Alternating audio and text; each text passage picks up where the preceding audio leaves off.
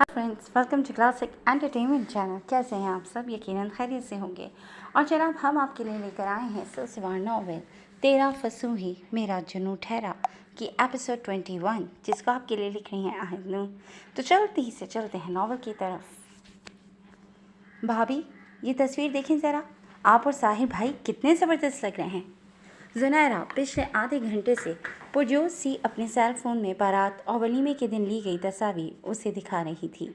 साथ साथ तबसरे भी जारी थे। दानी ने बमुश्किल लबों पर मुस्कुराहट सजा रखी थी, वरना उसे ना तो इस शख्स को रूबरू देखने की कोई ख्वाहिश थी और ना ही तस्वीर में। आपको पता है, वलीमे के दिन हॉल में जितने भी मेहमान थे, सब आप दोनों के कपल की बहुत ज़्यादा तारीफ़ कर रहे थे। आप दोनों इतने प्यारे लग रहे थे एक साथ कि हद नहीं। एक आंटी को तो मैंने कहते सुना था कि अगर आप पहले उन्हें कहीं मिल जाती तो वो आपको अपने घर की बहू बना लेती। मैंने भी जाकर कह दिया उन्हें कि दानीन सिकंदर सिर्फ़ और सिर्फ मेरे भाई की किस्मत थी, पहले उन्हें क्यों मिलती, जबकि ये तो अज़ल से तय था कि आपकी शादी साहिर भाई से ही होनी थी। जुनैरा अपनी ही रौ में कहती जा रही थी, ये जाने बगैर कि उसकी बातें दानीन के लिए तकलीफ दें हैं। जोनी, बस कर दो अब, और कितना सर खाओगी दानीन का? शादी का तीसरा दिन है और तुम इतना बोल रही हो। बेचारी उकता गई होगी तुमसे। दानीन बेटा, रात बहुत हो गई है, तुम जाओ अपने कमरे में। माँ जी ने ही जुनैरा को टोका था। लेकिन माँ जी, अभी मुझे भाभी से बहुत सारी बातें करनी है, अभी तो आधी तस्वीर भी नहीं दिखाई। जुनैरा ने एहतजाज करना चाहा। बुरी बात जुनैरा, दानीन थक गई होगी, वो मुरव्वत में यहाँ बैठी है तो तुम ज़्यादा फैलो मत। जितनी बातें हो गई हैं काफ़ी हैं, बाकी बातें कल कर लेना। माँ जी का लहजा खतियत लिए हुए था। कोई बात नहीं माँ जी, जुनैरा कुछ देर और बातें करना चाहती है तो ठीक है, मैं बिल्कुल नहीं उकताई, मुझे वैसे भी देर से सोने की आदत है। दानीन ने बहाना तराशा था। वो जानती थी कमरे में साहिर मौजूद है, तभी यहाँ जुनैरा के साथ मज़ीद कुछ देर बैठना चाह रही थी ताकि साहिर के सोने के बाद ही कमरे में जाए। दानीन, बच्चे पहले की बात और थी, अब माशाल्लाह तुम शादीशुदा हो। शादी के बाद शौहर की मर्ज़ी का भी ख्याल करना पड़ता है। साहिर इंतज़ार कर रहा होगा तुम्हारा, नई नई शादी हुई है, एक दूसरे को वक्त दोगे तो रिश्ता मजबूत बनेगा ना। चलो उठ जाओ, शाबाश। शौहर को ज़्यादा देर इंतज़ार नहीं करवाते। माँ जी ने मुनासिब अल्फाज में उसे एहसास दिलाने की कोशिश की थी। दानीन लब काटती हुई अपनी जगह से उठी। और जुनैरा, तुम फ़ोन की जान छोड़ो और जाकर सो जाओ। सुबह फजर के वक्त उठते हुए फिर तुम्हारी जान जाती है। जल्दी सोने की आदत डालो ताकि सहर खेज़ बन सको। मुझे बिल्कुल पसंद नहीं तुम्हारा 12 बजे तक बिस्तर में पड़े रहना। माँ जी ने जुनैरा को भी डांट पिलाई। जी माँ जी। जुनैरा इस बात में सर हिलाती फ़ौरन वहाँ से खिसकी।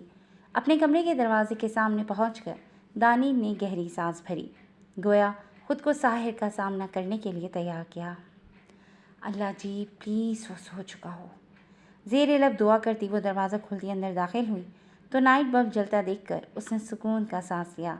साहिर बेड पर दराज शायद नींद में था। थैंक गॉड, उसे दिली इत्मीनान नसीब हुआ। बिना कोई आहट पैदा किए वो आगे बढ़ी, कमरे पर एक तायराना निगाह दौड़ाई, फिर कुछ सोचकर अलमारी की जानिब बढ़ी। नीम अंधेरे में थोड़ी सी जद्दोजहद के बाद वो एक चादर ढूंढने में कामयाब हो चुकी थी। चादर सोफे पर एक जानिब रखते हुए उसने बेड से तकिया उठाया। तकिया सोफे पर रखते हुए निगाह साइड टेबल तक गई, जहाँ पानी का जग दिखाई नहीं दे रहा था। वो रात में सोते हुए अपने कमरे में पानी ज़रूर रखती थी कि उसे अक्सर रात को प्यास महसूस होती थी। पानी लाने की गर्ज से वो कमरे से निकल गई। बाहर सिटिंग एरिया में अब कोई भी नहीं था, शायद सब सोने जा चुके थे।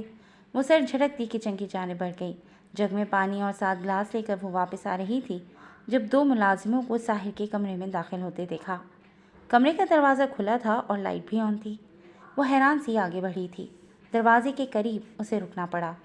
दोनों मुलाजिम वो 3 सीटर सोफ़ा जिस पर चंद कब मिनट कबल वो चादर और तकिया रख कर गई थी, उसे उठाकर कमरे से बाहर ला रहे थे। एक मिनट, कहाँ लेकर जा रहे हो इसे? दानीन हैरत से उनसे सवाल करने लगी। निगाह कमरे के वस्त में खड़े साहिर तक गई। मैं निकलवा रहा हूँ ये सोफ़ा कमरे से। वो क्या है ना कि सोफ़े की मौजूदगी में कमरा बहुत तंग तंग सा लग रहा था, बहुत घुटन सी हो रही थी मुझे, तो सोचा ये फालतू सामान निकलवा दूँ। साहिर का लहजा इत्मीनान लिए हुए था। दानीन ने कमरे में इर्द गिर्द निगाह दौड़ाई। कमरा अच्छा खासा खुला और बड़ा था। फिर ये शख्स, वो लब भेज कर रह गई। तुम तो कुछ देर पहले सो रहे थे ना? मुलाजमों के जाते ही दानी ने सवाल दागा। हाँ, तो अब उठने के लिए सुप्रीम कोर्ट से ऑर्डर से कराता? साहिर का जवाब बिल्कुल उलट था। मैं अच्छी तरह से जानती हूँ कि सोफ़ा यहाँ से उठाने का मकसद क्या है। वो अंदर आते हुए गुर्राई थी, साथ ही एक तल्ख निगाह उसके चेहरे पर डाली। ओह, ये तो बहुत अच्छी बात है। मुझे अब वजाहत देने में अपने अल्फाज ज़ाया नहीं करने पड़ेंगे। साहिर ने पुरसुकून लहजे में कहते हुए कमरे का दरवाज़ा बंद किया। तुम चाहते क्या हो आखिर? दानीन फट पड़ी थी। फ़िलहाल तो बस सोना चाहता हूँ। साहिर अब बेड की जाने बढ़ा था। तो मैं भी रत जगह मनाने यहाँ नहीं आई। मुझे भी नींद आ रही है, मुझे भी सोना है, वो भुंकारी थी। वेलकम, आइए और सो जाइए। I have no issue. Sahir ने बेड की दूसरी जानिब इशारा किया। वो अब नींद दराज सा कंफर्टर ओढ़ रहा था। तुम्हारे साथ एक बेड पर? कभी भी नहीं, उसने कतियत से कहते हुए नफ़ी में सर हिलाया। तो ठीक है, जहाँ जगह मिले वहाँ सो जाइए। अब कल रात की तरह आपकी खातिर मैं अपनी ज़िंदगी की आने वाली सारी रातें जाग कर तो गुजार नहीं सकता। इतनी बड़ी कुर्बानी की उम्मीद मत रखिएगा मुझसे। साहिर ने कहते हुए कंफर्टर सर तक ओढ़ लिया। दानी चंद पल खूंखार निगाहों से उसे घूरती रही, फिर जल्दी कुलस सी बेड की जाने बढ़ी। और हाँ, एक बात और, नीचे सोने का इरादा हो तो ये फैसला अपने रिस्क पर लीजिएगा। ये गांव है जहाँ आसपास खेत खलियान हैं, तो घरों में भी अक्सर सांप वगैरह रेंगते हुए आ जाते हैं। चूहे भी यहाँ बकसरत देखने को मिलेंगे आपको। इसलिए बाद में शिकायत मत कीजिएगा कि खबर नहीं की। वो तकिया और चादर उठाते हुए नीचे सोने का इरादा बांध रही थी जब साहिर ने कंफर्टर से मुंह निकाल कर इतला दी और अगले ही पल फिर से कंफर्टर में गायब हो गया। सांप, खौफजदा से लहजे में कहते हुए दानी ने झुरझुरी सी ली।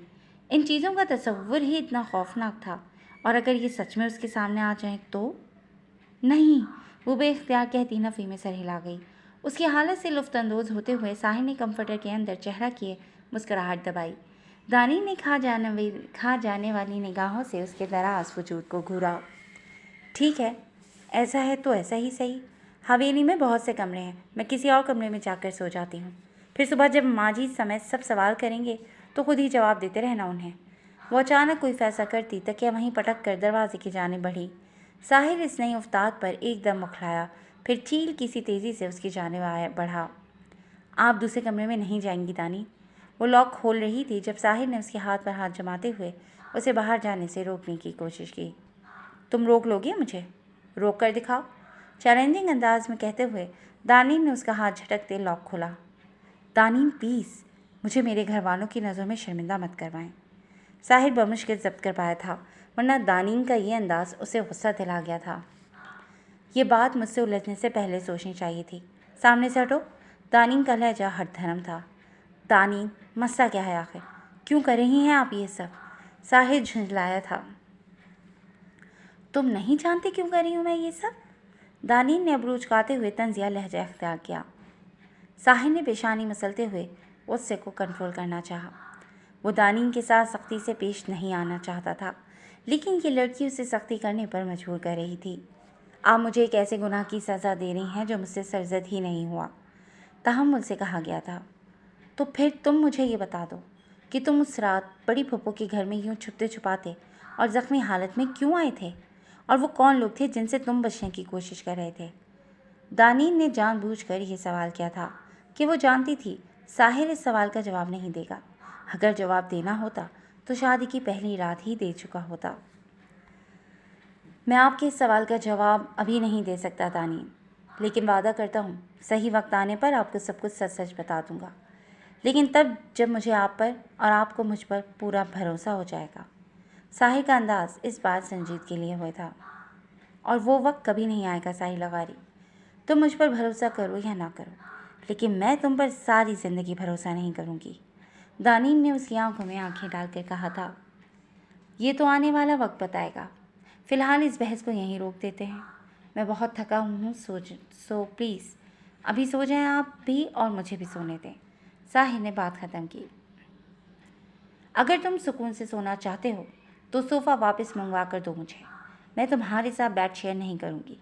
दानीन की सुई इसी नुक्ते पर आन रुकी थी जहाँ से बात शुरू हुई थी। फॉर गॉड सेक दानीन, ये असल ज़िंदगी है, कोई फिल्म या कहानी नहीं जहाँ बेड और सोफ़ा खेलना चाहती हैं। कितने दिन सोएंगे आप सोफ़े पर? कमर अकड़ जाएगी आपकी, सारी रात बेआरामी की कैफियत में गुजरेगी। साहिर ने उसे समझाने की नाकाम कोशिश की थी। ये तुम्हारा मसला नहीं है, मैं मैनेज कर लूँगी। वो बेरुखी से गोया हुई। देखें दानीन, अगर आपको मेरे हवाले से कोई डर या खौफ लाहक है तो बेफिक्र है। मुझे खुद पर अपने जज्बात पर काबू रखना आता है। अगर कोई ज़बरदस्ती ही करनी होती या आप पर अपनी धाक बिठानी होती तो ये काम मैं शादी की रात कर चुका होता, लेकिन नहीं। मैं आपके जज्बात समझता हूँ। आपने अपने घर वालों, रिश्तेदारों से बिछड़ कर जो अज़ियत सही, उससे भी वाकिफ़ हूँ। इसलिए आपको वक्त देने का फ़ैसला किया है मैंने। जब तक आपकी मर्ज़ी, आपकी खुशी शामिल नहीं होगी, हम इस रिश्ते को आगे नहीं बढ़ाएंगे। ना ही मैं खुद को आप पर मुसल्लत करूँगा, और ये मेरा है वादा है आपसे। साहिल ने उसे अपने हवाले से इत्मीनान दिलाने की पूरी कोशिश की थी। और अगर सारी ज़िंदगी इस रिश्ते के लिए मैं राज़ी ना हुई, इस रिश्ते को आगे बढ़ाने में मेरी मर्ज़ी शामिल ना हुई तो? न जाने क्या सोच कर दानी ने सवाल किया था।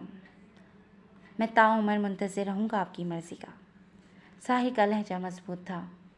दानी की खुशती हुई सी निगाहें उसके चेहरे पर जमी थी। ओके फ़ाइन, भरोसा कर रही हूँ मैं तुम पर, लेकिन इस इंतज़ार में भी रहूँगी कि कब तुम ये भरोसा तोड़ो और कब मैं तुम्हारा ये वादा तुम्हारे मुंह पर मार सकूँ। वो सर्द लहजे में कहते हुए दरवाजे के करीब से हटी और बेड की जाने बढ़ गई। तमाम कुशन इकट्ठे करके बेड के दरमियान दीवार सी बनाई, फिर दाएं जानिब लेटते हुए चादर सर तक तान ली। साहिर वहीं खड़ा इसकी कार्रवाइयाँ मुलाहिजा करता रहा, फिर बेड पर अपनी जगह आकर लेटा और करवट बदल ली। बदला लेने का अच्छा तरीका बताया है तुमने साहिल लोवारी। मैं भी देखती हूँ तुम कब तक अपने जज्बात पर बंद बांध कर रखते हो। आखिर हो तो एक मर्द, फितरी ख्वाहिशात तो तुम्हारे दिल में भी जागती होंगी। जब शादीशुदा होने के बावजूद गैर शादीशुदा मर्द की ज़िंदगी गुजारनी पड़ेगी ना, तब तुम्हारी अकल ठिकाने आएगी। मैं तुमसे खुला नहीं ले सकती, लेकिन देखना, बहुत जल्द तुम खुद मुझे आज़ाद करोगे, मुझे तलाक दोगे। मुझे हर कीमत पर तुमसे छुटकारा चाहिए कि तुमसे बंधे इस रिश्ते में मेरा दम घुटता है। दानी के जहन में जहरीली सोचें पनपने लगीं। मैंने तो तब भी सब्र किया था दानी, जब मुझे आपसे मोहब्बत का इदराक हुआ था। तब भी इस दिल को समझा लिया था कि आप किसी और की अमानत हैं, किसी और की ज़िंदगी में शामिल होने जा रही हैं। मैं इस बात पर ईमान रखता हूँ कि मोहब्बत सिर्फ पा लेने का नाम नहीं है। अज़वाजी ताल्लुक़ कायम करने को ही मोहब्बत नहीं कहते। अज़वाजी ताल्लुक़ मोहब्बत तो दिली जज्बात का नाम है, जिसमें महबूब की कही हर बात हुक्म का दर्जा रखती है। कुदरत ने आपको मुझे सौंप दिया, ये मेरी खुशनसीबी है। आपकी अपनी तरफ लौट आने का मुंतज़िर रहूँगा मैं। अगर फ़िराक ही किस्मत में है तो सारी उम्र इसी फ़राक के आलम में गुजार लूँगा। मेरे लिए यही एहसास काफ़ी है कि आप मेरी दस्तरस में हैं। आप पर सिर्फ मेरा हक है। आप मेरी निगाहों के सामने हैं। मेरा बस चले तो आपको आंखों के सामने बिठाए रखूं और उम्र तमाम हो जाए। काश गलतफहमियों की पट्टी आंखों से उतार कर आप मेरी मोहब्बत महसूस कर सकें। मुझे यकीन है एक ना एक दिन मेरे जज्बों की आँच आप तक ज़रूर पहुँचेगी, और उस दिन आप खुद को पिघलने से, मोम बनने से रोक नहीं पाएंगी।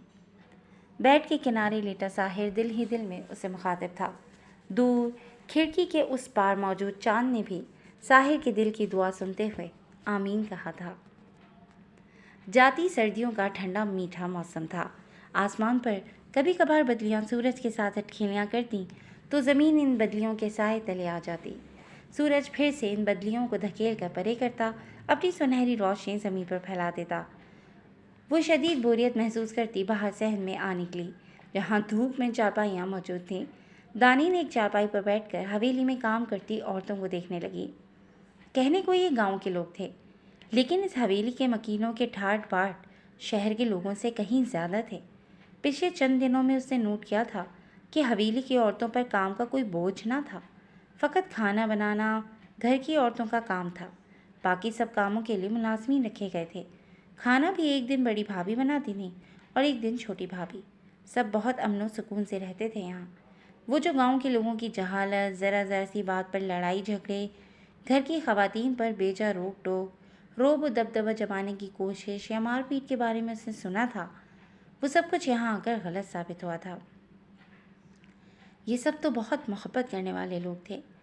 यूं ही मुख्तलिफ सोचों में डूबे उसने गर्दन घुमाई तो नज़र माँ जी पर ठहर सी गई, जो जुनैरा को ज़बरदस्ती अपने सामने बिठाए उसके सर में सरसों के तेल की मालिश कर रही थी। और जुनैरा इस ज़बरदस्ती पर मुँह बस हो रही थी। लेकिन माँ जी बगैर उसकी परवाह किए बालों में तेल के मसाज के फ़वाइद गिनवा रही थीं। माँ बेटी की मोहब्बत देखकर दानिन के लबों पर हल्की सी मुस्कुराहट बिखरी। उसके जहन में माजी की धुंधली सी याद लहराई थी जब वो 6 से 7 साल की थी और उसकी मम्मा भी यूं ही उसे अपने सामने बिठाकर उसके सर में तेल की मालिश करती थीं। उसके बाल बचपन से ही बहुत घने, सिल्की और चमकदार थे, तभी उसकी मम्मा उसके बालों की बहुत केयर करती थीं। मम्मा की याद पर उसकी आंखों में हल्की सी नमी झलकी थी। चेहरे पर हसरत भरे तासुरात सजे थे कि काश एक बार फिर वो बचपन की तरह अपने बालों में अपनी मम्मा की उंगलियों का लम्स महसूस कर सके। दानीन, माँ जी की निगाह उस पर पड़ी तो उसके चेहरे पर दुख के तासुरात देखकर वो चौंक सी गई थी। उनकी जहांदीदा निगाहों ने फौरन इस दुख के पीछे की वजह महसूस की थी। तभी उन्होंने दानीन को आवाज़ से डाली। जी। दानीन चौंक कर उनकी जानिब मुतवज्जह हुई और सवालिया निगाहों से उनकी तरफ देखा। यहाँ आओ। माँ जी ने उसे अपने पास आने का इशारा किया। दानीन अपनी जगह से उठी और उनकी चारपाई की तरफ बढ़ी। चलो जुनैरा, उठ जाओ तुम। जुनैरा के सर का मसाज मुकम्मल करते हुए माँ जी ने उसे उठने का इशारा किया। उसके उठने तक दानीन उनकी चारपाई के करीब पहुँच चुकी थी। बैठो दानीन, तुम्हारे सर में भी तेल का मसाज कर दूँ। माँ जी ने उसे अपने सामने बैठने को कहा। लेकिन माँ जी, इसकी ज़रूरत नहीं है।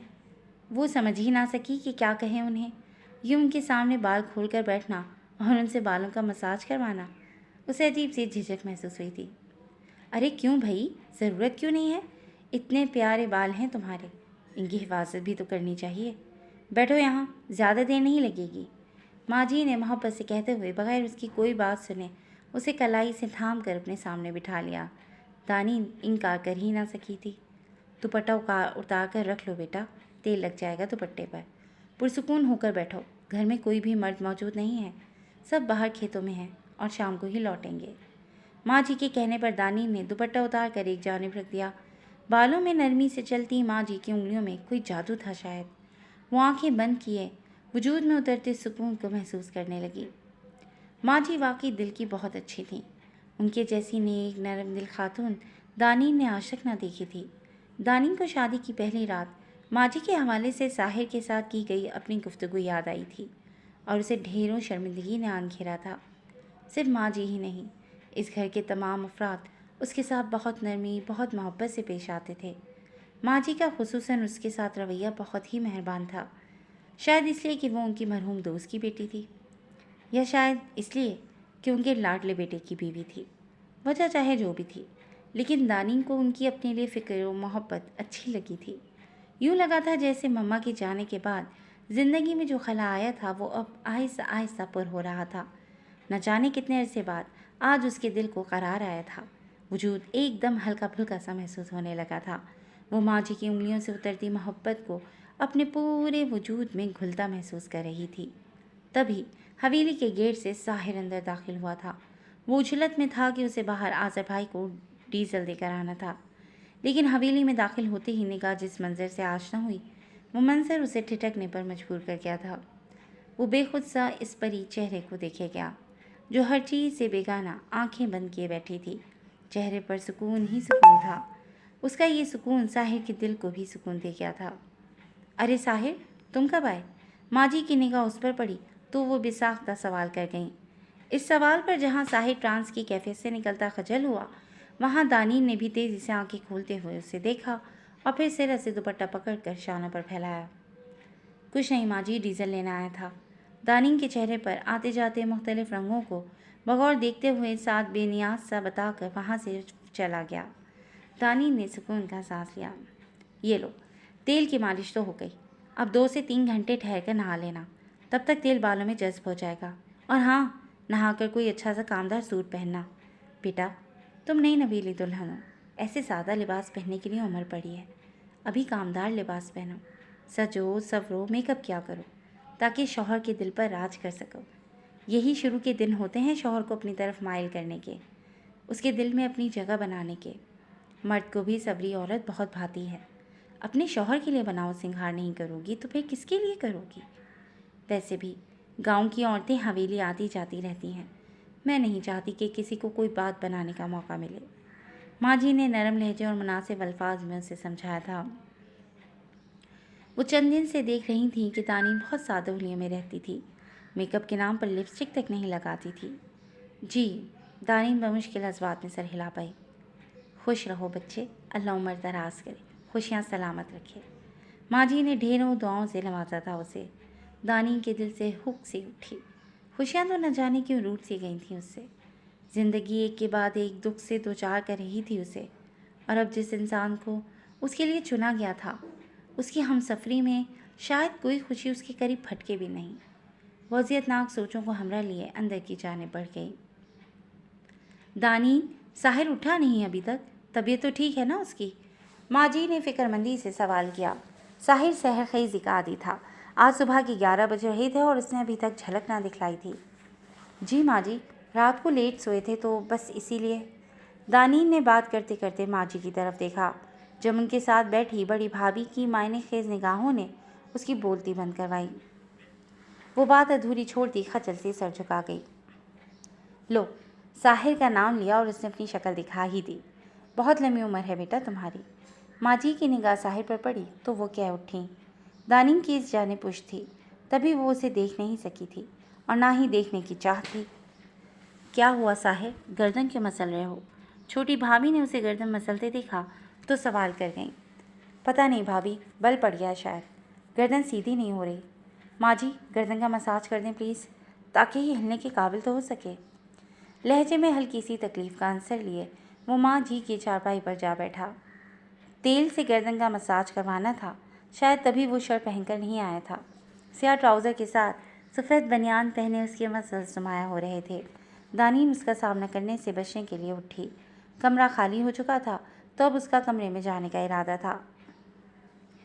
इन सब कामों के लिए अब तुम अपनी बीवी को आवाज़ लगाया करो मियाँ। माँ जी को अब आज़ाद कर दो इन जिम्मेदारियों से। दानीन, तुम कहाँ जा रही हो बेटा? इधर आओ, साहिब की गर्दन पर तेल की मालिश करो। अबरार, जाओ तेल की बोतल लेकर आओ। माँ जी ने दानीन को आवाज़ें देते साथ अबरार को दौड़ाया। वो एक पल को सटपटाई थी। अरे आओ भी। माँ जी ने उसे बुत की तरह खड़े देखा तो टोक दिया। साहिर उसके चेहरे की उड़ी हुई रंगत से खासा लुफ्तअंदोज़ हुआ था। लेकिन माँ जी, मुझे मालिश करनी नहीं आती। वो रुहान सी हुई थी, साथ ही खश्मगीन निगाहों से उसे घूरा जो अब निगाहों का जाविया बदल चुका था। अरे इसमें मुश्किल क्या है भला? तेल लगाकर नरम हाथ से गर्दन को मसलती जाना बस। माँ जी शायद इनकार सुनने के मूड में नहीं थी। दानीन मरे मरे कदमों से दूसरी चारपाई की जानिब आई। इतनी देर में अबरार तेल की बोतल ला चुका था। अबरार, जाओ चाचू को चौकी भी ला कर दो। माँ जी के कहने पर अबरार फौरन भागा। चंद लम्हों बाद ही चौकी भी हाजिर हो चुकी थी।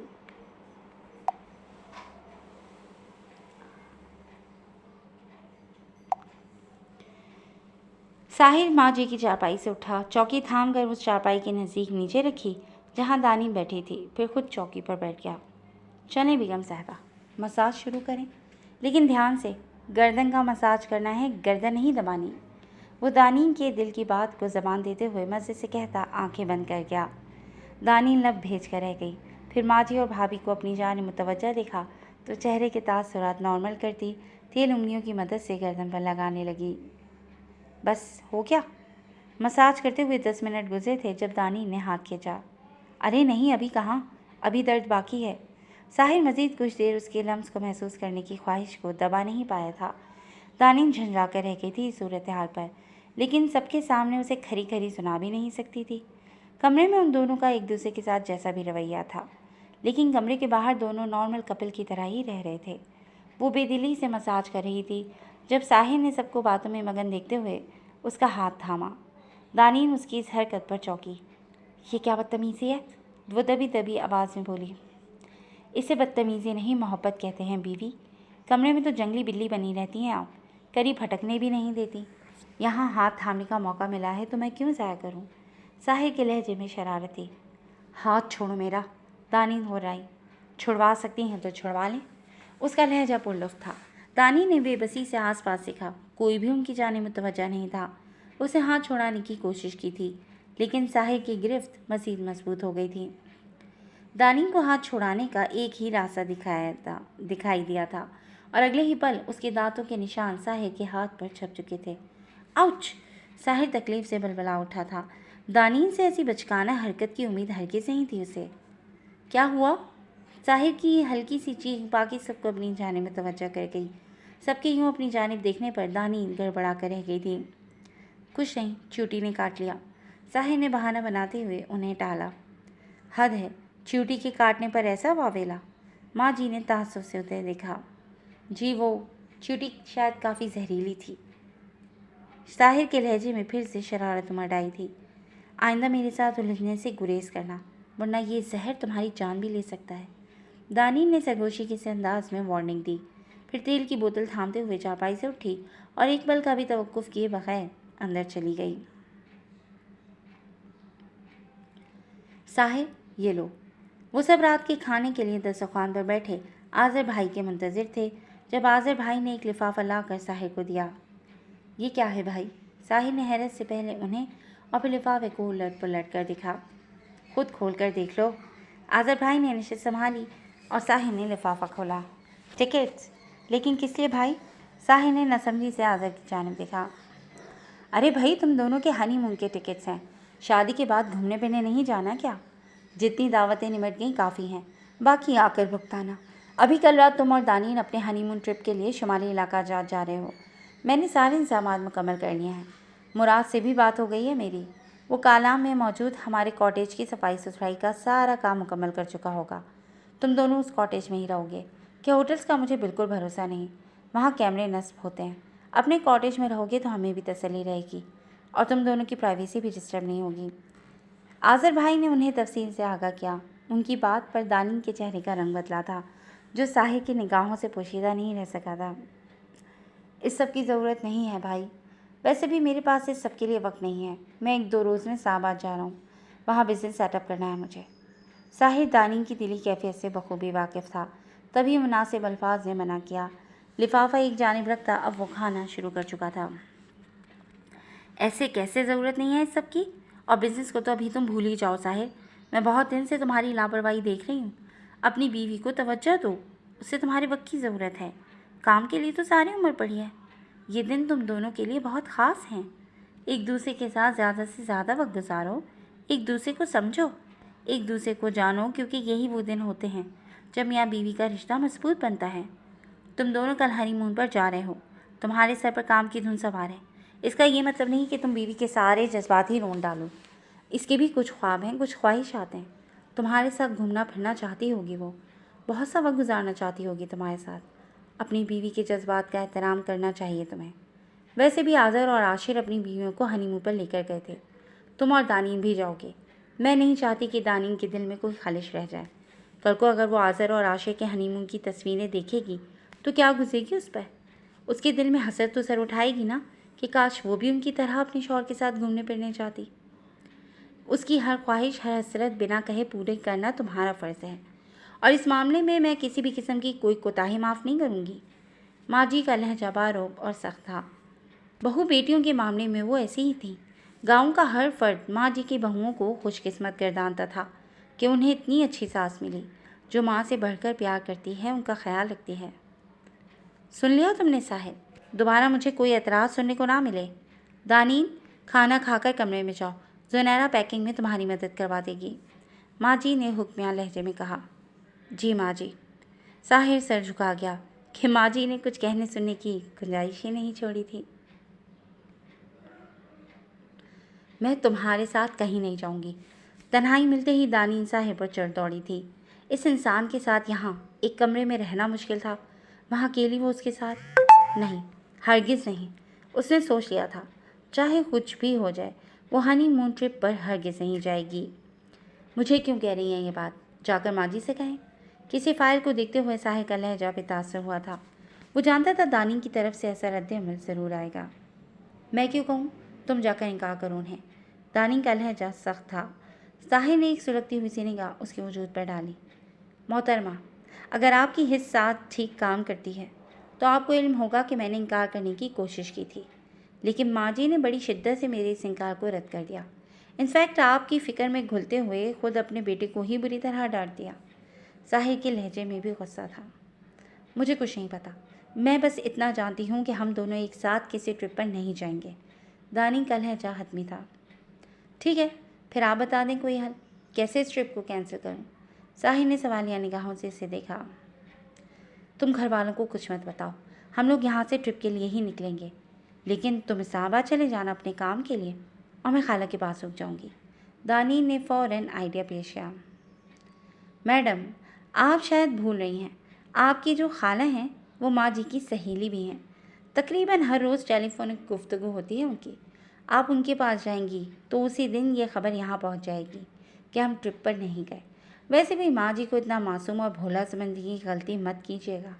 वो हमें ट्रिप पर भेज रही हैं तो वहाँ ली गई तस्वीर दिखाने की, वीडियो कॉल पर बात करने की फरमाइश ज़रूर करेंगी कि मैं उनकी लाडली बहू पर तवज्जो दे रहा हूँ या नहीं। बहुत अच्छी तरह से वाकिफ़ हूँ मैं उनसे। साहिर की बात पर वो लब काटने लगी। जहन इस कोशिश में मसरूफ़ था कि कोई ना कोई रास्ता मिल जाए इस मुसीबत से निकलने का। मत थकाएं अपने जहन को, इस ट्रिप पर जाने के सिवा और कोई चारा नहीं है। साहिर उसकी सोचों को पढ़ रहा था। दानी लब भेजती पैर पटकती हुई बैठ की जाने पड़ी और लेटते हुए आंखों पर बाजू रख लिए। साहिर ने भी कंधे उठाए, फिर हाथ में पकड़ी फाइल पर निगाहें मरकूज़ कर दी। जी दोस्तों, आज के लिए बस इतना ही। कैसी लगी आपको आज की ये एपिसोड? यकीनन पसंद आई होगी।